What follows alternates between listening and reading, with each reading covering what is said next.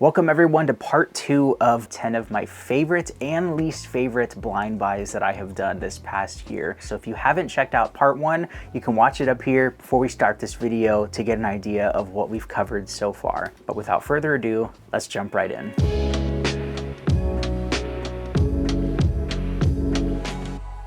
Welcome everyone to the channel. It's Eli with Common Sense and it is great to have you. So let's just keep things going. This next fragrance that I absolutely loved, this is from the house of Arabian Oud, and this smells so luxurious. And contrary to what you might think, this actually is quite a dent. I've had this one for about 2 months now, and it's so good. The way that I can describe this fragrance the best is it definitely has a very rosy opening, and it has an animalistic oud. It smells a little bit dirty, but at the same time, it is very clean smelling. So after that oud kind of dries down and some of that rose kind of rounds off, it becomes a little bit smoother. You have some lily of the valley, some musks, and some beautiful aquatic florals in here that really do just give off an expensive, elusive vibe that really does just put you at ease, and I cannot stop sniffing this stuff. Like, this is probably one of my top 5 blind reach fragrances. I spray this on when I want to smell relaxing and slightly animalistic. It's a weird combo, but it definitely does the trick for me. And that one is Arabian Oud Abat. Now this next fragrance I love the smell of, but unfortunately it doesn't last longer than an hour. It is so sad. This is one of the rack store cheapies that I picked up one day just on a whim, and this one is from Milano Fragrances Santal Oud Blend. I wanted to say Milano Fragranze, but this is a very cheap Middle Eastern marketed smelling fragrance, and it says that it is an eau de parfum. Like, when I smell this, I definitely get a really nice rose note in the opening. It smells like rose petals. It's almost photorealistic. I don't know how they're doing that in here, but it does have a little bit of agar wood, but unfortunately the longevity again is so piss poor. It's like an hour fragrance. Either you go nose blind and don't smell a thing, or it really is just that poor performing. And I think it's just bad performing because I sprayed it on my clothes and I go up to smell it, you know, hours later and I can't smell a thing. But that one is Milano Fragrances Santal Oud Blend. I had to do a double take and actually check my emails to see when I ordered this, and I did order this one this year. Feels like it's ages ago.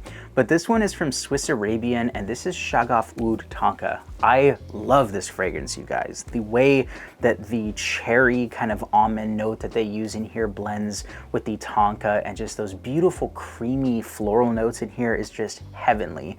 And I find myself spraying this one on myself a ton in the spring and the fall. So this really is just a fun unisex musky fragrance, again with that nice cherry vibe in the opening. I forget the name of the note itself, I'll put it up here, but they use it to emulate the smell of almonds, and it's also used in cherries, so that's what I get, a candied cherry tonka vanillic creamy sweetness that just smells so damn good. It's definitely a little bit inky and it lasts a really long time. This is like a 12-13 hour fragrance and longer if you spray it on your clothes, and I highly recommend picking up this one. And that one is Shaghaf Oud Tonka by Swiss Arabian. Now this next fragrance I'm trying to come around to. This really isn't for my tastes, and if you like musky, soapy fragrances that are a little bit more feminine, then you might like this one. But for me, I don't really wear this one all that much. This one's from the house of Aqua de Parisis, and this one is Musk Sultan. So I was excited when I saw it was a musky, creamy fragrance. I thought maybe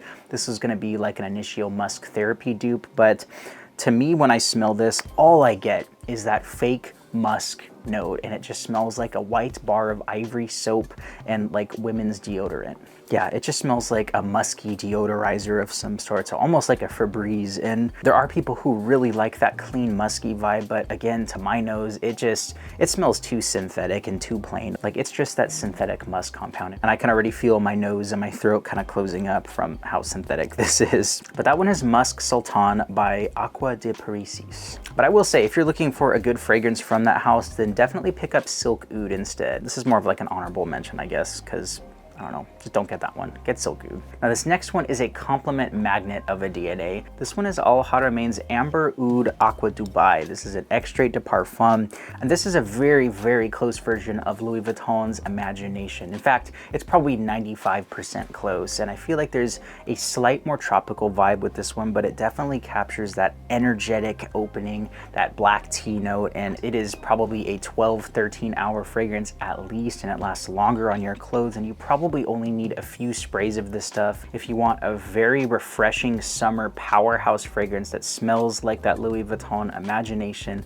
Then definitely pick up Al Haramain's Amber Oud Aqua Dubai without hesitation, because it is so dang good. Now this next fragrance is a really high quality fragrance in itself. The presentation is fantastic, and honestly, if you want a really unique fragrance as a woman, I would definitely pick this one up. But for my skin and my fragrance tastes, I don't really enjoy smelling this one. That doesn't mean you won't like it, but for me, again, I don't necessarily love this one. This one is Swiss Arabian's Passion of Venice, and this was their new cities collection. I reviewed it earlier this year. In fact, I reviewed 2 other of their fragrances, and this one, it's got a very funky note in here, and the jasmine is very strong in here, and that sandalwood. And I want to say the ratios of the notes that they use in here just make it smell too strange, in my opinion. It comes across a little bit too aldehydic, and it reminds me of just too much of an old school kind of old ladies perfume. And I feel like the patchouli and vanilla is what I like about this fragrance. The longevity on this is amazing, but unfortunately I don't like the DNA enough to have it last that long, so it just doesn't get any wearing. So that one's Passion of Venice by Swiss Arabian.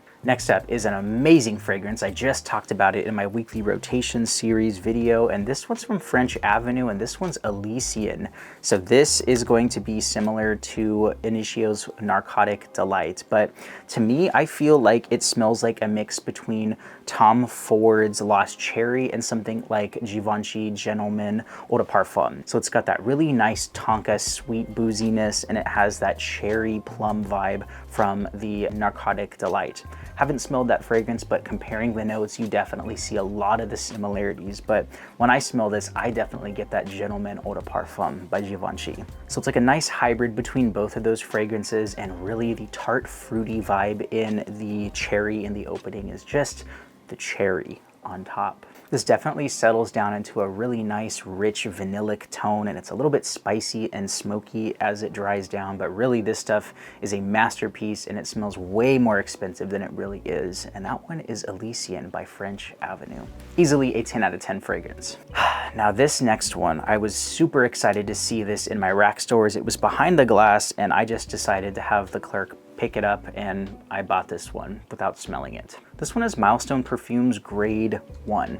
I have no idea what the heck they were trying to clone with this one, because when you look at the bottle, I mean, this looks like a Creed Aventus style fragrance bottle. People online were saying that it was a Creed Aventus fragrance, and this does not smell like the Creed Aventus that I know whatsoever. There's a really strange sandalwood note in here, and it smells kind of like Santal 33 by Le Labo combined with like a green Irish tweed and maybe some inspiration from Aventus. It just smells more like green Irish tweed and Santal 33. It's very synthetic, and there's a note up top that definitely just smells a little bit off-putting. I can't quite wrap my head around what's in this stuff, but every time I try wearing it, I go nose blind to it really quickly because, again, it's kind of synthetic, and I don't know what the heck they were doing with this one. But that one is Grade 1 by Milestone Perfumes. Now, my last blind buy on this list was one of my most expensive blind buys to date, and this one is Initio's Oud for Greatness Neo, and I'm so glad that I picked this stuff up. It smells like a wonderful upgrade to the original Initio Oud for Greatness DNA.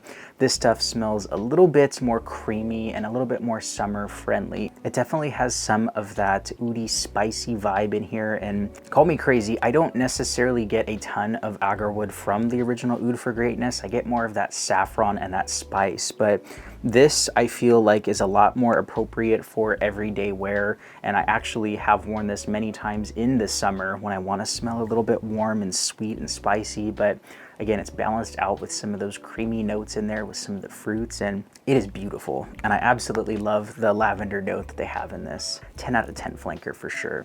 And that one is Initio's Oud for Greatness Neo. Now this next fragrance is an artistic fragrance. It is challenging to wear, and I do find myself picking it up to smell, but I cannot find a place or a time to wear it, and that's why it's last on my blind buy list of fragrances that just didn't work out. This one is from the house of Bohobo, and this one is Magic Mushrooms, and I actually bought this one from Justin over at Stay Fresh Productions when he was clearing out some of his fragrances, and I was so excited to pick this one up. And I like the way that this smells, but it's so challenging, I cannot find a place to wear it. This basically smells like mushrooms, cannabis, and oak moss just in the forest. So again, it's a very woody green fragrance, and the mushrooms smell slightly dank, and also I do get that really strong cannabis vibe in here. So it just smells like a fun festival in the forest. But yeah, that mushroom note is so challenging to wear, and the color of this juice is so interesting. Like, you can see the thick oils that they're using in here, and yeah, it's just a really cool fragrance. But again, I don't feel like I can pull this one off.